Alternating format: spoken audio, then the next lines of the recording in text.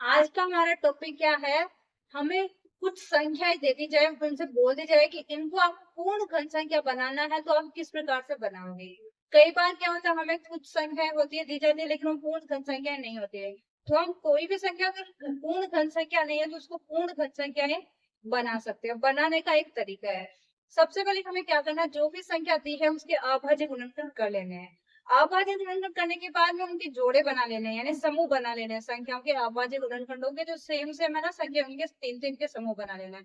और हमें देख लेना है कि कौन सी संख्या है जो तीन तीन के समूह में नहीं आ रही। जो भी नहीं आ रही उसको उतनी से, जैसे कोई संख्या दो है, मान लो दो तीन बार नहीं आ रहे, केवल दो ही बार आ रहे हैं, तो हमें क्या करना है, उसको दो को एक बार और दो से गुणा कर देना है। इसका मतलब उसका पूरी संख्या को इससे गुणा करेंगे, दो से गुणा करेंगे। बोलने से शायद नहीं समझ में आएगा, लेकिन मैं आपको करवाऊंगी तो बहुत अच्छे से आपको समझ में आ जाएगा। किसी भी संख्या को आपको पूर्ण घन संख्या बनाना है, तो हमें उसको किस प्रकार से बनाना है। अगर आपको आता है तो आप लोग मुझे कमेंट करके बता दो कि मैम हमें आता है, और अगर नहीं आता तो आप बिना वीडियो को स्किप किए हुए, बिल्कुल भी स्किप नहीं करना है, वो पूरा वीडियो ध्यान से देखना है।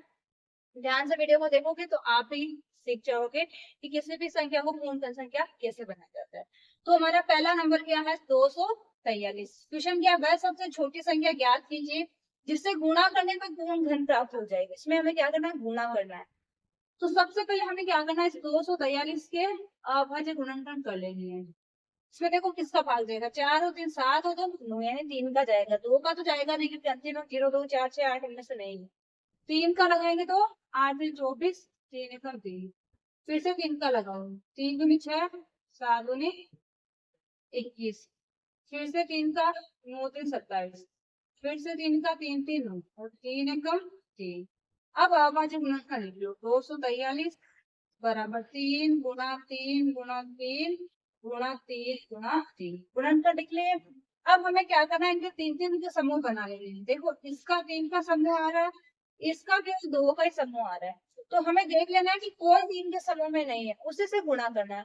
अब ये 3 यहाँ पे 3 गुणा 3 ही है, कितना करना है, 1 करना है। इसका मतलब हमें क्या करना पड़ेगा, इसको 3 से गुणा करना पड़ेगा। इसको 3 से गुणा करने का मतलब क्या, हम इस संख्या को 3 से गुणा करेंगे। इस संख्या को 3 से गुणा करते ही क्या बनेगी, पूर्ण घन संख्या बन जाएगी। जैसे 243 है ना, इसको 3 से गुणा करूँ, 3 3 9, 4 3 12 का तो हंस पे 1, 3 6 और 1 7। 729 किसका होता है घन, 7 का। घन है गुण बन गया।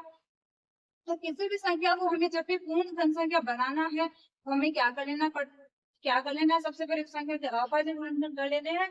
फिर जो भी तीन तीन के समूह में नहीं आ रहे उसी से गुणा करते हैं। अब देखिए एक और एग्जाम्पल हम करते हैं। अब है हमारा नंबर 675। सबसे पहले तो हमें देख लेना, 2 का तो जाएगा नहीं, 3 का जाएगा, 7 और 5 12 और 6 18, यानी 3 का जाएगा। 3 दूनी 6, फिर से 3 दूनी 6 बच गया 1, 3 5 15। 5 और 7 दोनों, 3 का फिर से जाएगा, 7 3 21 और 5 3 15। फिर से 3 का जाएगा, 3 दूनी 6, 3 5 15।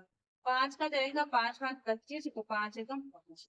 अब देखिए इसके अभाज्य गुणनखंड लिख लीजिए, 675 बराबर 3 गुणा 3 गुणा 3 गुणा 5 गुणा 5।